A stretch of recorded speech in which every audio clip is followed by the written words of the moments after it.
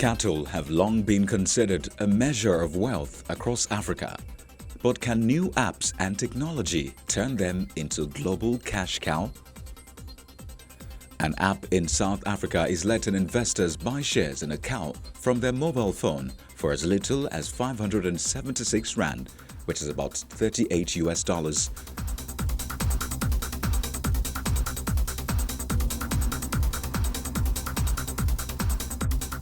Self-styled crowd farming, the company connects investors with small-scale farmers via its My Farm Book app, where they can buy their own cow and receive interest rates of between 5% and 14%, depending on where they put their money.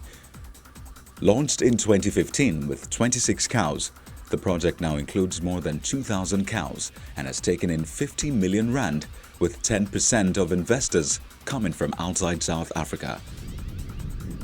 Groups of investors can buy a whole cow, while individuals can purchase shares in a pregnant cow or young calf. The founder was inspired by his grandparents' farming success. So the gap that we saw was a very simple one. One of saying the financial system in the whole world, even though it's nice and fancy, a bulk of the African population find it very complicated. So we were like, okay, Africans understand agriculture and cattle or things that grow, and really it was all about creating an asset class where people can invest in real tangible things and make their money from the growth of those tangible things.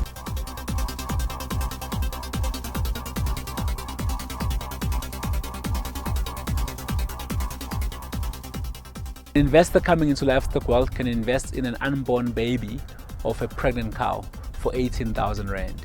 And after the baby is born and sold, that process takes 12 months. That person's 18,000 rand has earned an income of 2,000 rand. So then he gets 20,000 rand. So that becomes an 11% per annum return on investment. Livestock contributes around 51% to the agricultural economy in South Africa, with global sheep and beef prices rising after droughts in major producing areas. Innovations happen year in, year out in agriculture, but I do think that this is one of the things that we'll continue to see. But I think with the changes in technology, with the changes of behavior, with the age of the people that are actually getting to participate on farms, this is one of the key things that will happen. And personally, I think it's a great thing, because if you look at the average age of a farmer in South Africa, it's around about 62 years old. So those really senior people. Now, to say, how do you bring young people to the farms, but at the same time who are interested on being lawyers and accountants and economists, then this is the platform at which they come together to participate in a food sector. 34-year-old small business consultant Nontokozo Sabela was once interested in farming, but found the app a better alternative. She bought her first cow in 2016 and earned around 6,000 rand from it. For me, I feel that this investment is much better because the returns are higher than the ones of the financial institution. As with any investment, however, risks exist. Both the impact of weather on feed costs and fluctuations in global demand for beef can affect the cow investment.